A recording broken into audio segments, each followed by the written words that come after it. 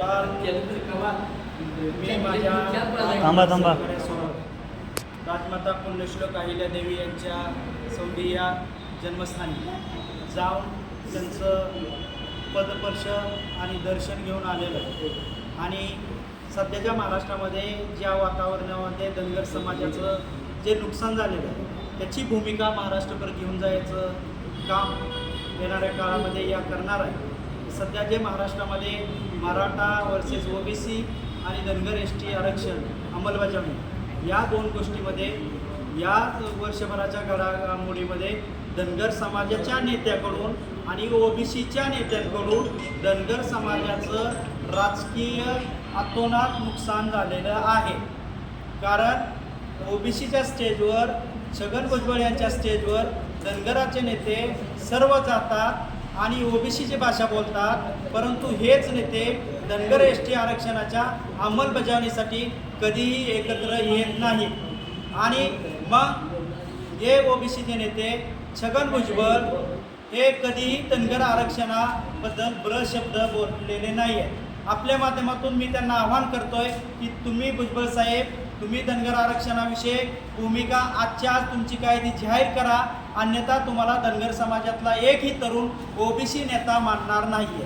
तुम्ही जर तुमची राजकीय पोळी भाजवण्याकरता धनगर समाजाला मराठा समाजाच्या पुढे फ्रंट करणार असाल तर आमचं राजकीय नुकसान त्याच्यामध्ये फार मोठं आहे आणि हे धनगर समाजाच्या तरुणांना लक्षात आलेलं आहे.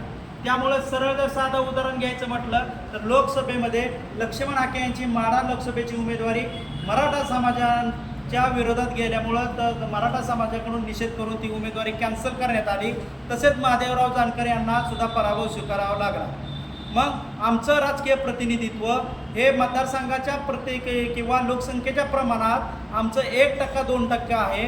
आणि मग जिथं आमचे 25-30 आमदार यायचे तिथं आम्ही जर सामाजिक समीकरण घेऊन आम्ही निवडून यायच्या ठिकाणी जर 1 नंबर लोकसंख्येनं असणारा मराठा समाज त्यांच्या विरोधात जर भुजबळांचं किंवा फडणवीसाच्या सांगण्यावरून विरोधक भूमिका घेत असेल, जे फडणवीस धनगर समाजाला ST आरक्षण पहिल्या कॅबिनेटमध्ये देतो म्हणले होते, किंवा जे छगनराव भुजबळ धनगर आरक्षणाविषयी शब्द बोलत नाहीत, त्याच्याच पॅरलर मनोज जरांगे पाटील गेल्या 1 वर्षापासून धनगर समाजाच्या ST आरक्षणाला जाहीर पाठिंबा देत आहेत. मग ज्यांच्यासाठी आम्ही भुजबळांसाठी आज धनगर समाजाचे नेते काम करतायत आणि त्याचा राजकीय जो तोटा आहे तो पूर्ण समाजाला भोगावा लागतोय. आणि हे लोक धनगर ST आरक्षणाबद्दल शब्द बोलत नाहीत. माझी आपल्या प्रेसच्या माध्यमातून सगळ्या समाज बांधवांना विनंती आहे की समाजाचे नेते जर OBC म्हणून काम करत असतील तर ते आमचे नेते आहेत, आम्हाला त्यांचं अभिनंदन आहे.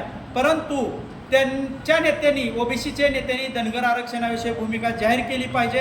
आणि महाराष्ट्रामध्ये निवडणुकीचं समीकरण जिथं 1,70,80 हजाराच्या वरती धनगर समाजाचं मतदान आहे तिथं धनगर समाजाने या विधानसभेच्या निवडणुकीत उतरावं आणि राजकीय पैरा करावा. जे आघाडी किंवा कुठला समाज तुम्हाला जर पाठिंबा देणार असेल तर राजकीय पैरा करून आपल्या या विधानसभेमध्ये जास्तीत जास्त आमदार नेण्याचं काम करावं. समाजाचे नेते हे फक्त देवेंद्र फडणवीस आणि छगन भुजबळ यांच्या स्क्रिप्टवर काम जर करणार असतील आणि लक्ष्मण हाके यांच्या माध्यमातून जर मराठा आणि धनगर वाद लावू इच्छित असतील तर याच्यामध्ये धनगर समाजाचा 100% तोटा आहे.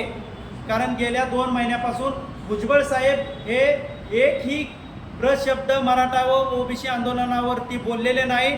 त्याची सर्व धुरा लक्ष्मण हाके यांच्या खांद्यावर दिलेले आहे. आणि लक्ष्मण हाके यांनी जर काय त्यांची ज्या दुसऱ्या आंदोलनातली जी भाषा होती त्या भाषेचे परिणाम तुम्हाला पुण्यासारख्या मॅटर असेल किंवा इतर ठिकाणी मराठा आणि धनगर समाजाच्या द्वेषामध्ये परिवर्तन होताना दिसून आलेलं आहे. तर येणाऱ्या काळामध्ये आम्हाला कुठल्याही समाजाला कुठला विरोध करायचा नाही. ज्या कुणाच्या काय मागण्या असतील त्या संविधानिक असतील किंवा नाही, त्याला आपली ज्युडिशरी असेल, त्याला आपलं राज्य शासन सरकार असेल, हे त्यांच्या पद्धतीने पाहणार आहेत. उद्या कुणीही कुठल्या मागण्या केल्या तर ते लोक पाहणार आहेत. आपण खाली एकमेकांना रस्त्यावर शिव्या देऊन स्वतःच्या समाजाचा तोटा किंवा एक सामाजिक स्थिती बिघडवण्याचा प्रयत्न जर काही लोक करत असतील तर त्याला समाज या भूलथापाला बळी पडणार नाही. आणि लोकसभेच्या इलेक्शनच्या दरम्यान लक्ष्मण हाके यांच्याकडून मराठा समाजाच्या कार्यकर्त्यांना का स्वतःला काळ फसण्यासाठी त्यांनी काही पैसे दिले होते, परंतु तो कार्यक्रम सक्सेस झाला नाही.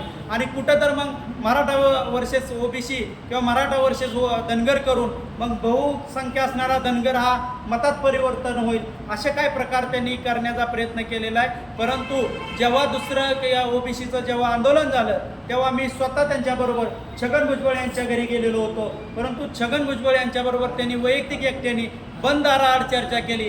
तेव्हापासून लक्ष्मण हाकेंचं स्क्रिप्टेड आंदोलन चालू आहे.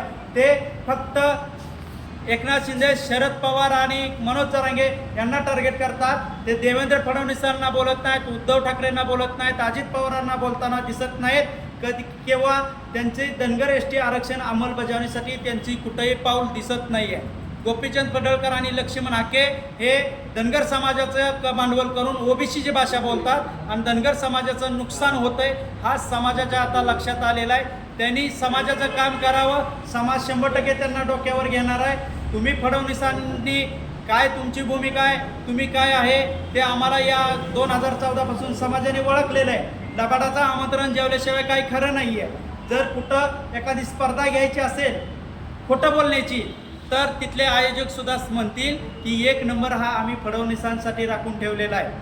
आणि मग आपल्या माध्यमातून जे महाविकास आघाडीचे जे नेते आहेत, जे आता स्वतःची छाती बडवत आहेत की आमचं सरकार येणार आहे, त्यांना सुद्धा आपल्या माध्यमातून आव्हान आहे की तुम्ही आमच्या धनगर एसटी आरक्षणाविषयी, अंमलबजावणीविषयी, आमच्या हातात सर्टिफिकेट देण्याविषयी तुमची भूमिका काय आहे हेही स्पष्ट करावे. आणि ही महाराष्ट्रातली जी सद्यस्थिती आहे, कुठं तर माझ्या समाजाचं फार मोठं या ओबीसी आणि मराठाच्या आंदोलनामध्ये माझ्या धनगर एसटी आरक्षणाचा प्रश्न पाठीमागे पडतोय.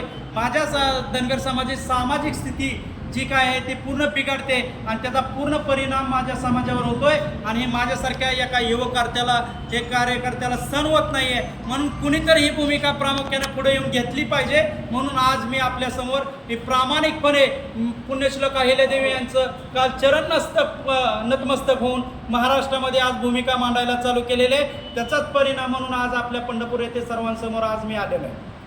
संपूर्ण महाराष्ट्रात करणार हो, संपूर्ण महाराष्ट्रामध्ये जिथं जिथं समाज बांधव, जिथं आमचं मतांचं प्राबल्य आहे, 70-80 हजारपेक्षा जास्त मतदान आहे, त्या मतदारसंघामध्ये समाज प्रबोधन आपल्या माध्यमातून, सोशल मीडियाच्या माध्यमातून समाजाला करणार आहे. आणि आपले राजकीय प्रतिनिधित्व या विधानसभेमध्ये जास्तीत जास्त कसं जाईल. आणि आमचा भोळाबाबरा समाज आहे, ज्याला राजकारण कळत नाही आहे, एखाद्यावर आंधळा विश्वास ठेवतो. परंतु खरं राजकारण हे फॉर्म भरल्यापासून उमेदवाराच्या छाननीपर्यंत असतं. हे समाजाला आमच्या लक्षात यायला पाहिजे. त्याचं जर साधं उदाहरण म्हटलं असेल तर 2019ला आमचे नेते महादेव जानकर यांच्यासोबत जे काय घडलं त्याचाच परिणाम आताही घडणार होता. परंतु त्याचा 19चा त्यांनी आता आदर्श घेऊन त्यांनी आता वेगळी चूल मांडलेले. त्यांच्या माध्यमातून सुद्धा काही धनगर समाजाचे उमेदवार या रणांगणात उतरत आहेत. आणि जे काही माझे धनगर समाज सर्व पक्षामध्ये 2-3 नंबर फळीतले काम करणारे कार्यकर्ते आहेत, त्यांना आव्हान आहे, तुम्ही विधानसभेच्या निवडणुकीत उतरा. तुमचं जिथं 70-80 हजार 1 लाख मतदान आहे तिथं तुम्ही या विधानसभेच्या मैदानात उतरा आणि तुम्ही कुठल्याही समाजाशी, कुठल्याही संघटनेशी पैरा करा. तुम्ही आम्हाला इथं पाठिंबा देत असाल तरच आम्ही दुसऱ्या ठिकाणी तुम्हाला पाठिंबा देऊ. अन्यथा धनगर समाजाची ही राजकीय नीती जर सक्सेस नाही झाली तर आमची एसटी आरक्षणासाठी फसवणूक झालेले ओबीसी आणि मराठा या आंदोलनामध्ये सुद्धा आमच्या नेत्यामार्फत आमच्या समाजाचा वापर होतोय. याला समाज बळी पडणार नाही आणि मग आम्ही या मतदानाच्या प्रक्रियेवर बहिष्कार टाकू.